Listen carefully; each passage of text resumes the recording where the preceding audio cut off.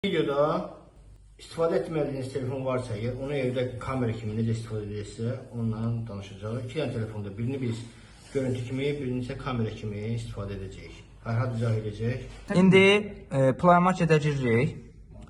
Bura girdikdən sonra Afret kamera proqramını yükləyirik. Yüklədikdən də sonra iki proqramda da, iki telefonda da bu proqramı açırıq. Açdıqdan sonra İkisinə də mobil device, mobil cihaz yerlərini seçirik. Seçəndən sonra hansı telefon kamera kimi istifadə eləyəcəksə, o telefonun qırıq kodunu skan edirik. O bir telefonda skan edir. Baxın. Buradan da online'a giriş edirik. Bir dəqiqə. Aha.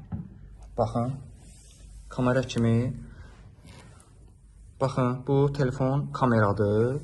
Bu da bunu çəkir.